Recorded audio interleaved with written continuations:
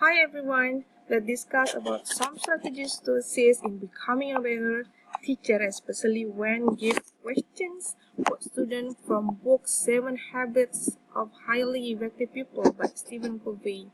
There are 7 strategies to improve your use of classroom questions. So before that, I want to give you a questions and please give your comment and your answer on the second discussion in our e-learning. My question is, what is the purpose of questioning in the classroom? So if you want to be a teacher, you have to know what is the purpose, the objective, and the goals if you want to give question for your students. Okay, don't forget to give your comment and your answer in the second discussions in e-learning.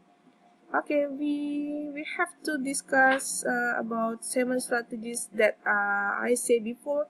The first is asking fewer questions, differentiating questions, questioning for deep, questioning for breadth, using wait time, selecting student, giving useful feedback. So I want to give you some explanation one by one for the 7 strategies. The first is asking fewer questions. Asking fewer questions. Most teachers today ask too many questions because by asking questions, teacher reinforce the image as the authority figure. Teachers still implement teacher center in the classrooms. Questions keep the students on their toes. Student roles in the class are to study a subject or to answer the teacher questions. Jika pembelajaran hanya terpusat dari guru atau teacher center, lebih baik ditekankan pada materi yang akan disampaikan. Artinya, jika siswa banyak diberi beberapa pertanyaan dibandingkan dengan materi yang disampaikan, maka akan membuat atau akan menimbulkan banyak misconceptions. And the second is about differentiating questions. Teacher who know both the students and their content area on effectively differentiating their questions. For example, if you are in English teachers and you want a student is interested in women's rights, you might fashion a question that builds on this interest. Authentic question respond to unspoken student query, and challenging questions cause students to strike, to risk, to grow, and something to fail.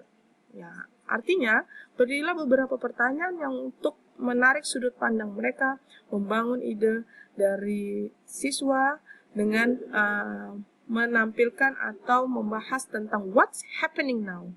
Kira-kira tentang apa topik yang sedang lagi booming saat ini. Is making differentiating questions.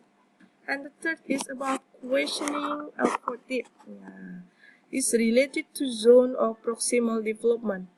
Zone of proximal development merupakan jarak antara tingkat perkembangan sesungguhnya untuk kemampuan pemecahan masalah dengan bimbingan orang dewasa. Dalam hal ini adalah sebagai guru atau teman sejawat yang lebih mampu dan lebih paham dengan materi atau topik tersebut.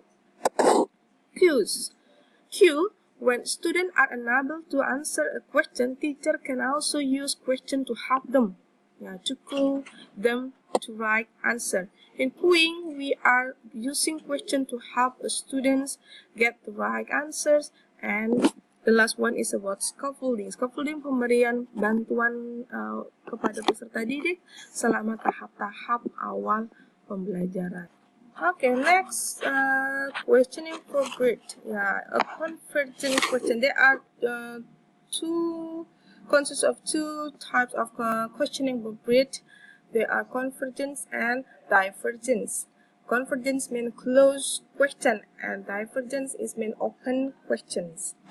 Okay, convergent question also generates a single answer that is clearly right or wrong. A convergent question require higher order thinkings, and divergent question always have more than one answers and are usually divergent question always have more than one answer and are usually higher order. And for examples, I want to give you some example what is convergence and what is the example of convergence and the divergence. closed or open questions. Okay, for convergence, like who wrote this poem, it means we need a single answer to give the answer from that questions. It means the closed question. And divergence, like what does this poem mean to you? We need answer higher order. Ya, it mean lebih banyak jawaban, tidak hanya satu, tetapi lebih ke pendapat dari yang pembaca si poem tadi atau puisi tadi. Okay, next, using wait time.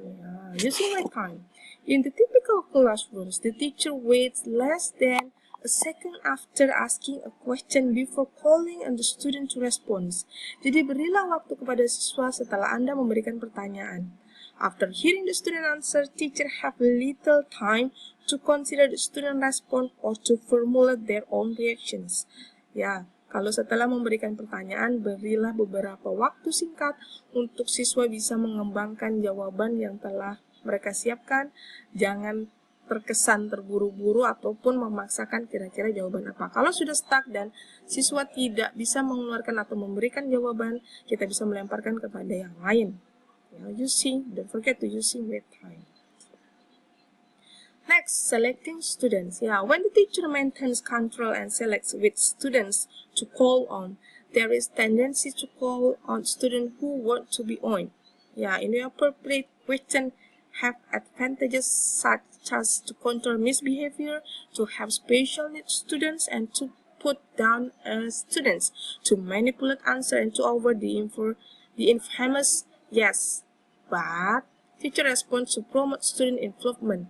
Hindari respon yang dapat memberikan mental ataupun semangat siswa menjadi hilang, walaupun jawaban siswa salah. Hindari juga kata-kata, maaf, jawaban Anda salah, walaupun di depannya ada kata maaf, jawaban Anda salah. Jawaban Anda salah, siswa akan secara otomatis tidak takut dan bahkan tidak ingin lagi menjawab atau berpartisipasi dalam kelas. Hindari kata itu dengan menggunakan jawaban masih kurang tepat. Okay, the last one is about giving useful feedback. Teacher feedback generally like specificity with fine and okay. Fine, okay, capturing the tone, the typical feedback. Jangan lupa memberikan feedback atau timbal balik dari respon siswa ketika siswa setelah memberikan beberapa pertanyaan.